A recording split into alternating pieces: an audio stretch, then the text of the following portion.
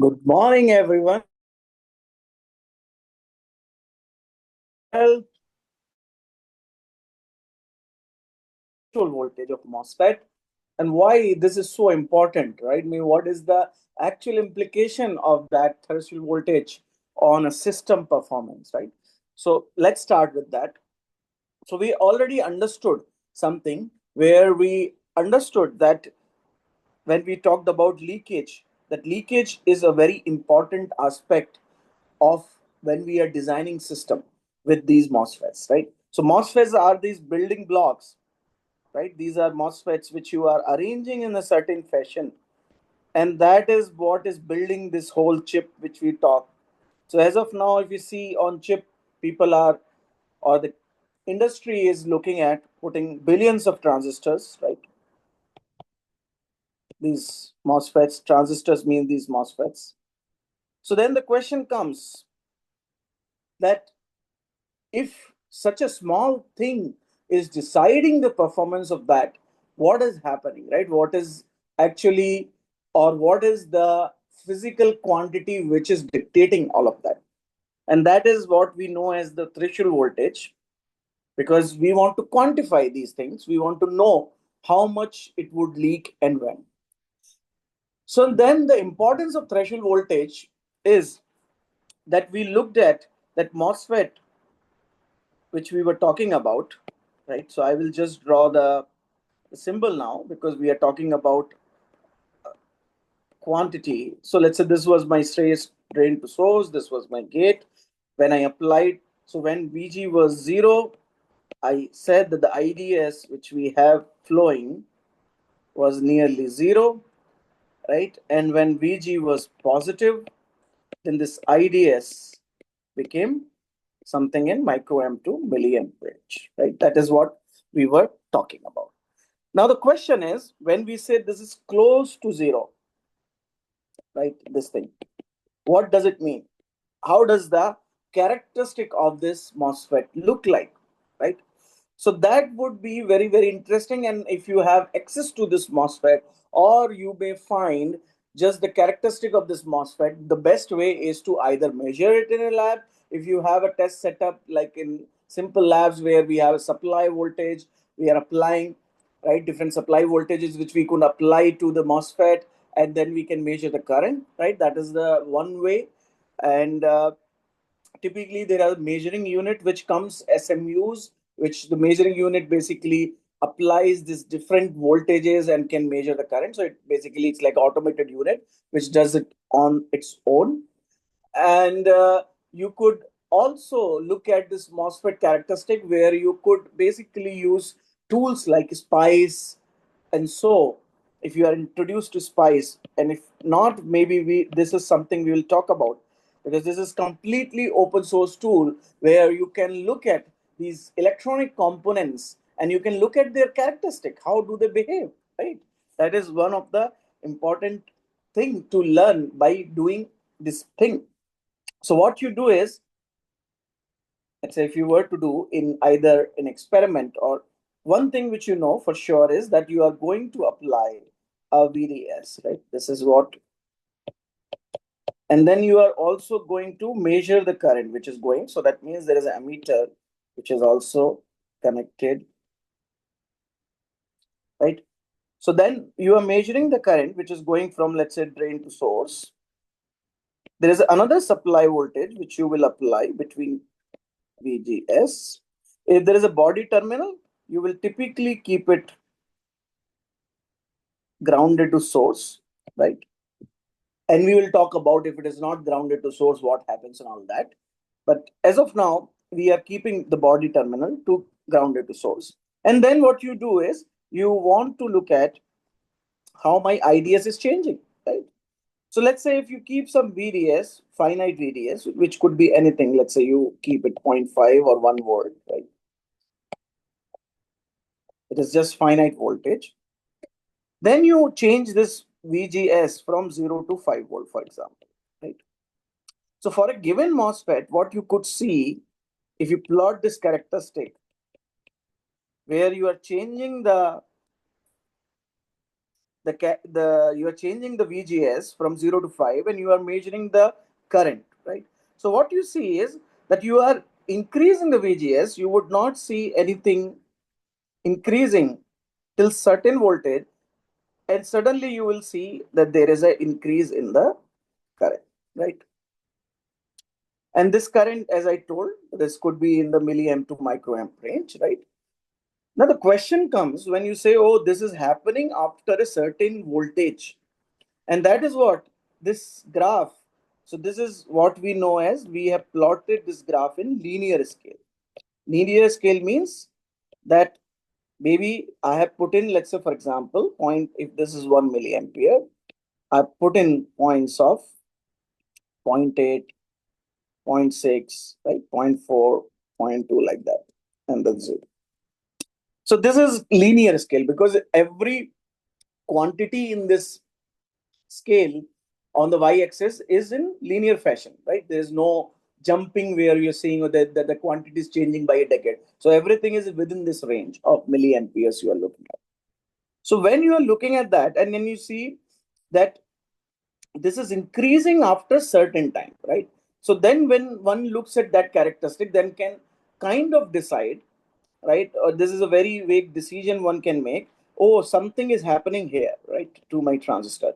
That means at this point, this transistor, or this MOSFET, I could say that here it is off and here it is on, where there is a current flowing, right? That is what a very, very preliminary classification one can make in this region, right? So now, what are these regions and what this demarcates that, right? If you have drawn the boundary, what is drawing the boundary, or what is that quantity? So that is precisely what we know as this boundary, as known as threshold voltage, when we are drawing this boundary, right? And this boundary can be drawn in very different ways. That is a different thing, because yeah, that we will talk about how to determine the threshold voltage if you are a transistor. As of now, let's say you are looking at this scale and you are defining this boundary. From wherever that scale, you start to see that current increasing, right? Now the question comes, oh, I'm saying that my current is nearly zero, right? That is what nearly zero means. So why do you say it is nearly zero? And how can I see that how much it is, right? I'm very interested to look at this current, that what it is. Can you show me how do I look at that information? So then it becomes a mathematical way. If I want to look at that quantity, how much is that quantity, which is not clear from this plot, which is very small compared to the on currents, right? How do I look at that quantity? And the best way to do that is expand the information in a sense that you compress the information in a sense that you have information which is now hidden at this part, and it is not seen because you are plotting this in linear scale, right? Suppose if you had a way that where you could compress the multiple ranges within that one bar or one axis, that would be the best way to do that. And that is what these log functions are known for. Wherever we want to compress information across different ranges, we can do that in log scale, right? So that means one could say, oh, in log scale, I could very well look at, let's say, like starting from, so this is milliampere, which is my top, right? But I could very well go one decade lower, and I can say, so this is 10 power minus 3, this is 10 power minus 2, this is 10 power minus, that's a 3, this, sorry, I have to go down, right? So one decade lower, so this is 10 power minus 4, this is 10 power minus 5, minus 6, minus 7, minus 8, and minus 9. So you see beautifully that you have come now, you have scaled from all the way from nanoampere, this is somewhere nanoampere, to a milliampere. Wow, what a power of log scale, right? That is what is the power of log scale. So now VGS, because there is no, I am only varying between 0 to 5, which can be described in the linear scale. So I don't need to change that axis, right? I just keep it in linear scale from 0 to 5 volt. So now what I start now or I converted this now into log scale. So what do I see is, oh, so let's say this was my VTH, right? What do I see is, now I see a curve like this. For example, it's increasing, and then after this, it tapers off. Okay. So it becomes like this. Wow. I didn't even see it coming, right? That it was hidden into this part, which was just in linear scale. And when I just converted the y-axis to log scale, what happened to my curve, right? Suddenly I see a different world altogether. And what is this world telling me? That, oh yeah, there are two splines, you see. Two splines means there is one spline where you have a linear slope of like this, right? Which is, let's say, from this voltage, whatever zero voltage, to when you are going to the threshold voltage, you see that it is increasing very fast. While after the threshold voltage, I see that it has tapered off. In a sense, the slope has greatly reduced. The current increase with VGS has changed dramatically, right? So one can say, yeah, this dependent on function of VGS, very strong function, right? And here you can say this is a function of VGS, which is weak function, right? This is the weak function of VGS. This is a strong function of VGS, right? But now, so this is what is actually, you can see from the graph. So then you say, okay, now I see that when my device was off, when I was calling it off means this, wherever this is touching this is not actually off. The current is not zero. So if I call this as off current, right, this is not zero. There is still a current flowing. Why? It could be nanoampere, but there is a current flowing through my device or through my MOSFET, even when there is VGS is zero. That is what it is telling you. That's a revelation itself. Oh, the current is not zero. It is still nanoampere. I say that, okay, when I'm my operating, it is in milliampere, but when it is not operating, it is still, there is a current, though it is much, much lesser.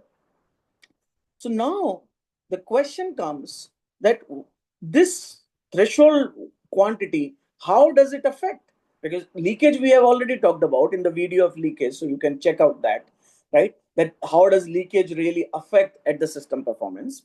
Now we are going to talk about how does threshold voltage affect this leakage, right? That is what is very important, because that is going to decide the life of my system in the end.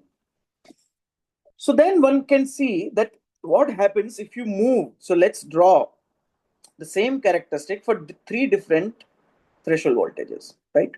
So I have this IDS, which I'm drawing in log scale. I have this VGS, which is linear, right? So let's say one threshold voltage, which is here.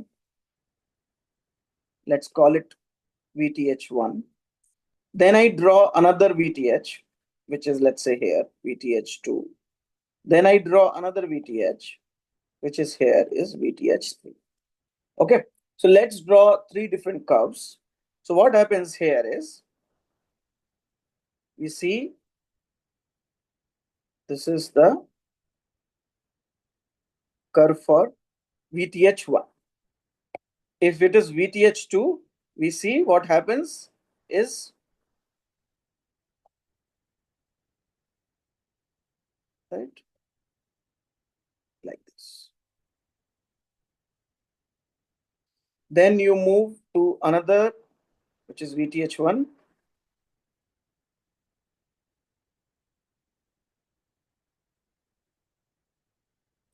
Wow. So what does it reveal?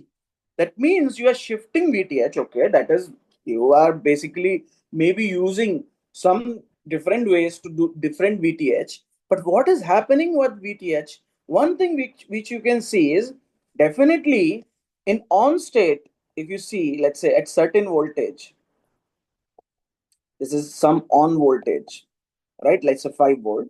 You see the current is increasing definitely, right? So on state current is increasing. as I am decreasing VTH. So that is very good. And that can be thought as that if you are operating or you are giving very high current at on state, that means you are able to compute faster. Because you remember we discussed that if these currents are typically faster, because that is what is carrying information, that oh, how fast you can switch from 1 to 0, 0 to 1.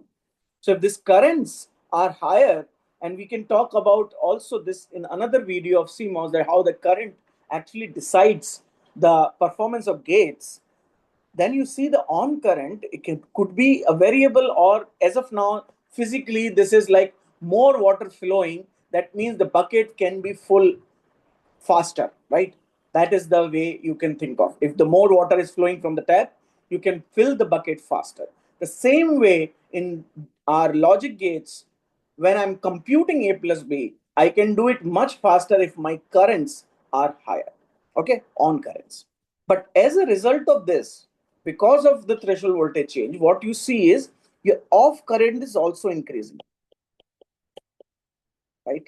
That is also happening, which is something not good, not at all good. That means off current is the really a problem if you want a very good lifetime of your battery that you want to save in that system. When you are operating a system with a battery and your off current is very high, obviously battery will run out of charge very, very soon, right? So that means now what is then importance of this designing three different voltage threshold voltage? Why can't I design highest threshold voltage which is possible?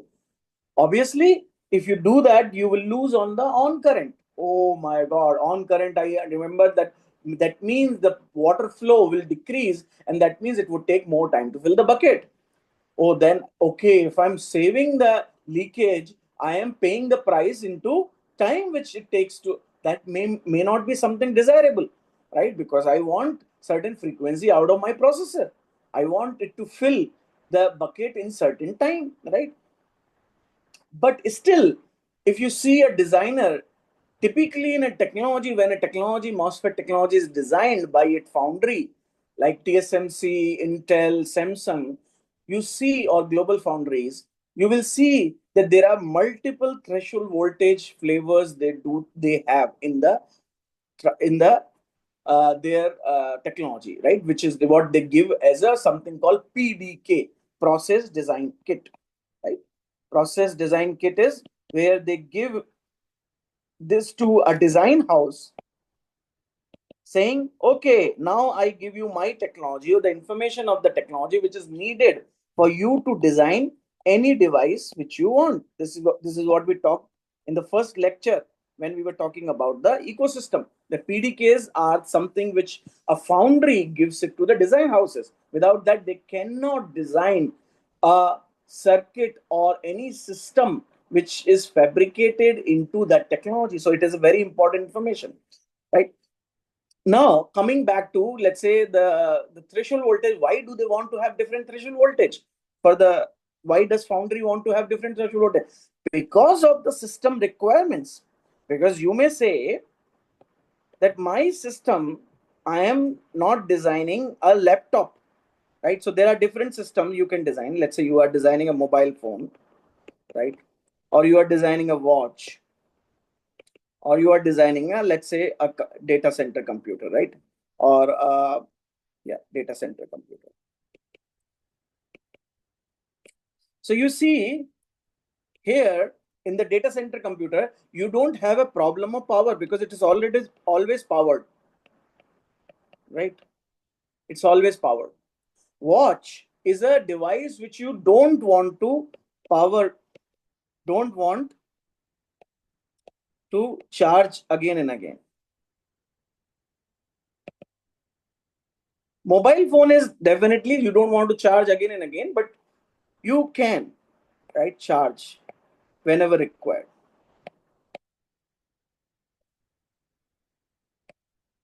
right? So that is the three different application you see one wants to design with the transistor. So now here you see the off current in the data center computing. The main thing is the performance, right? That is what I need. I need performance That means if in very crude terms, I need that my ion has to be very high.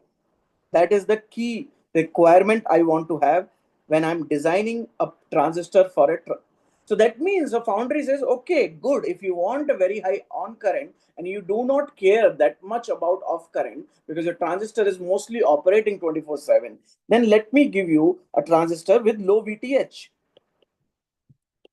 You can use a transistor with low VTH, lower VTH. You don't have to use a higher VTH transistor. But suppose if you are designing a watch which performance of current is the most critical thing, right? So because of battery life, that is the most critical thing you want to design. So that means you say, oh, off current is very important, on current is not, because what is it doing? It's not doing a very big calculation like how the data center is doing. It is just a watch. It is doing some computation, but not very. The on current is not something very important for me. Performance I can bear. So that means, but battery life is very, very important because I don't want watch to be charged again and again. So that means now you will say, I am going to design the highest or highest higher VTH. That is what you would like. Now, in case of mobile phone, where you want performance, but you also don't want to charge, you may think that I may be somewhere where mid VTH, right? Whatever you can provide me in between, right? Where I want both ion good and I want IF to be also low, right? Sorry, IF to be low, right?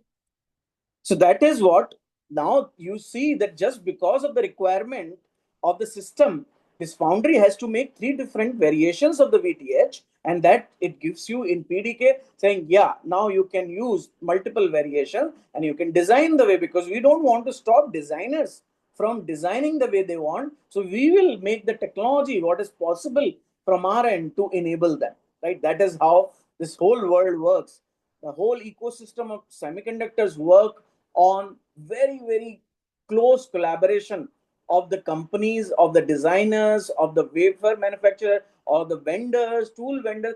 Everybody works very closely with their clients or their partners or their suppliers, because otherwise you are doing something, but if it is not useful for the other party or the clients or the supplier, it is not in line with that, you would probably run out of business, right? So that is why it is a very, very important thing which we learn in being in semiconductor industry, to work with people who are going to use it. Okay. So with that, thank you. Keep learning, keep growing, and see you next time.